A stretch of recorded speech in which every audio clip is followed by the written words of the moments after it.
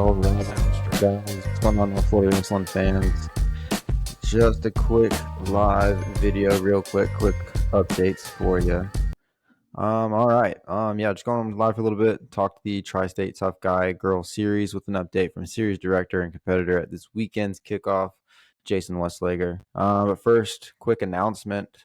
So with the Niceville Wrestling high school coaching position, it has finally been filled. Been waiting a little bit just to make sure on this, but myself, Coach Matt Hanlon, and Coach Rachel Groft will be taking over the Niceville High School Wrestling program. Super excited. First and foremost, want to thank Tom Beerley, the previous coach. If it had not been for him, would not have gotten back into wrestling, I don't think. He was a big spark in me getting back onto some good habits, getting back into wrestling, and getting rid of some bad habits. So I am very, very grateful to Tom and wish him to the best moving on, and hope to continue to influence these kids' lives the way that he has. Anyway, so any coaches that want to get at us, by the way, for any invitationals or anything, send us an email at Niceville High School Wrestling at gmail.com. That's going to be Niceville HS Wrestling at gmail.com. We're putting together our schedule, so get up with us and we will get back to you. Now on to the first leg of the Tri-State Tough Guy, Tough Girl series. It's kicking off this Saturday, August 28th at Lincoln High School. It is near, or by the time you're listening to this, probably at capacity. So go ahead and get registered if you can. Links are all over. We'll add it onto the main page. But the big thing I want to talk about is the adult division. Man, you guys managed to pull 17 competitors at this point. Male and female, both experienced and brand new for this division, including a full 8-man 205 bracket. That is crazy. Big respect to everybody dusting off the shoes and the ones that are putting them on for the very first time. You're going to create some pretty meaningful memories for these kids. So get out there, have fun, stay safe. Very excited to hear about these initial stories coming out of this event. We're going to hear from Jason Westlager right now.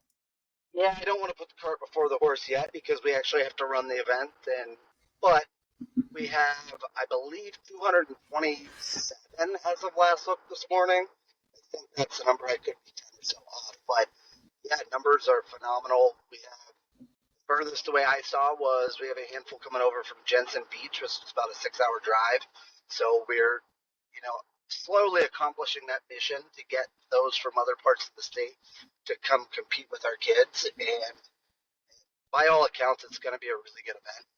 I'm super, super excited to get started on Saturday. Mentioned the adult division, having 17 competitors. We actually did have 18, and one of the mothers had dropped out for health reasons in advance, but I still think there's more to come. I've spoken to people who are still planning to register, so I'm hoping we can get in that 25 range of adult competitors. And, it's one of those. It's fun to get back out on the mat as adults who have done it before, and those that never. Yeah, I don't want to put the cart before the horse yet. Well, I know I'm excited. It's probably the most I've seen from an adult division in an open tournament that isn't a college one in quite some time. So super excited to hear about that. I will not be able to make it, unfortunately, for this one. I'm hoping that they run a second event at North Bay Haven on September 2nd. If they do an adult division there, the North Florida Wrestling Show and myself will be there. So you might get to see your favorite host back on the mat, trying to break my 0-3 streak since coming out of retirement, but them's the breaks. But that brings us to the topic today. This is a big one for me. Pro Folkstyle Wrestling League. I talk about it all the time. Anybody that gets me in the side and we're sitting there at the tournaments, you hear me. So I'm finally getting it out on the air. I think it's time someone attempted it. And here's my main reasons for thinking so. The model is already there. It's in place with the NCAAs, NAIA, etc. We have almost 100 seniors coming out of D1, D2, and D3 every single year. Not everybody goes international. It'd be a great opportunity for these guys that are coming out of college that got a little bit more left to prove.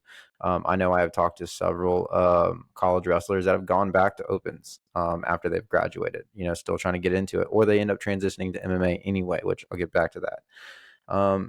We've never really tried this either. That's the big thing. Everybody always says, oh, we did the Real Pro Wrestling. back in the 2000s, and I remember that I watched every single episode. I still watch it on YouTube if some of you younger guys are trying to check out what we're talking about. It was a really great chance. Had some awesome people. Had Teague Moore, Sammy Henson was in it. Daniel Cormier was in it. So it had awesome name power, awesome value. But they tried to do a mix of freestyle and Greco, and it came off. I know what they were trying to do. I get what they're trying to build, but it just came off a little bit convoluted. And they also had a very ambiguous power bar.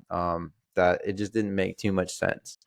It was a great attempt, though. Great attempt. Like I said, I watched every single episode, but I think we need to have a full-on All-American Folkstyle Wrestling League.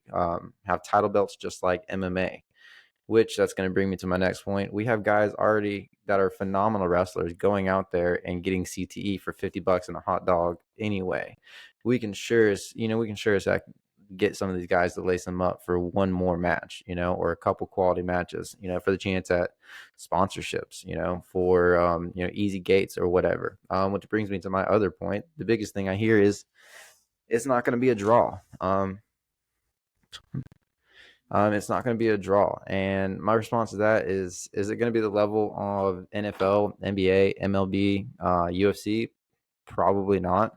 But can it do similar numbers to something like Major League Lacrosse, Major League Frisbee, bowling? That's extremely possible.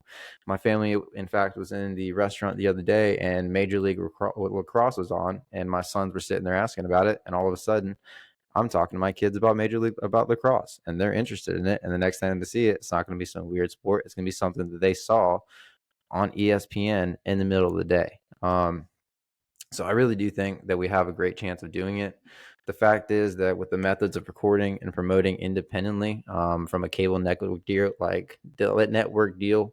like Real Pro Wrestling had to do, it's light years ahead of what it is. It's a lot easier. I feel like someone can get it up, especially with all the programs we have coming out. But I could rant on this one all day. Let me know what your thoughts are, North Florida wrestling fans. I am super interested to hear about it. Until next time, this is Jordan Patrick James signing off. Stay safe. Wrestle hard this weekend. Talk to you next week. Soundstripe.